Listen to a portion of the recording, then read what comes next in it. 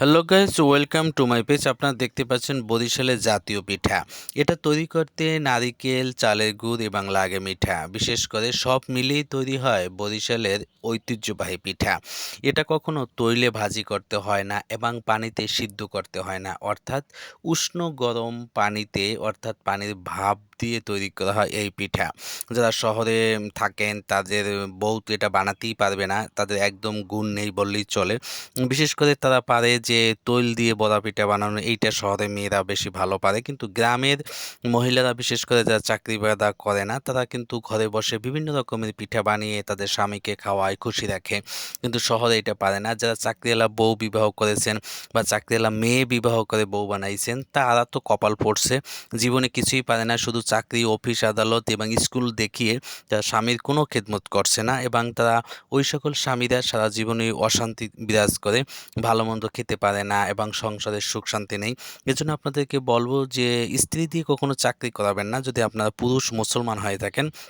যারা স্ত্রী হাতের খাবার খেতে পছন্দ করেন এবং ঐতিহ্যবাহী ফ্যামিলিতে বিবাহ করতে হবে, যেই ফ্যামিলির মেয়েরা অনেক পিঠা বানাতে জানে, বিভিন্ন রকমের রান্না-বান্না জানে, তাহলেই আপনার শখ পূরণ হবে।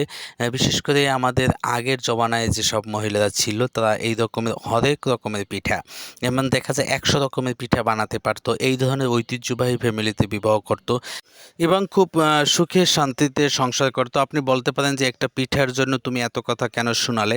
একথা এইজন্যই বললাম যে আপনারা যারা শহরে চাকরি করেন বা তারা দেখা যায় অনেক সময় গ্যাস্ট্রিক একটা সমস্যা বিরাজ করেন।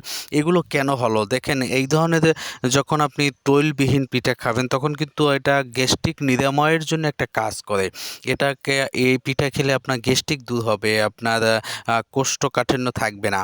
এই যে তৈল নাই, এইটা একটা ঐতিহ্যবাহী পিঠা বরিশালের হলো। এই পিঠা সকল বাংলার মানুষকে খাওয়া উচিত এবং যারা বিদেশে আমার ভিডিওটি দেখছেন তাদেরও উচিত যে এই ধরনের পিঠা আপনারা তৈরি করে খাবেন এবং আপনার বিবিকে বলবেন পিঠা বানিয়ে দেওয়ার জন্য এবং মাঝে মাঝে খেলে দেখা যাবে আপনার পেট ক্লিয়ার থাকবে, গ্যাস্ট্রিক থাকবে না, বিভিন্ন রোগবালাই থেকে মুক্তি পাবেন।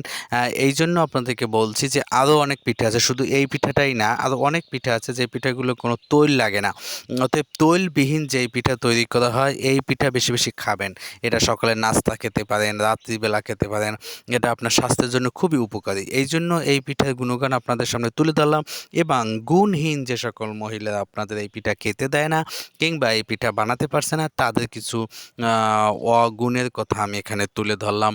অতিরিক্ত হয়ে থাকলে অবশ্যই ক্ষমা দৃষ্টিতে দেখবেন।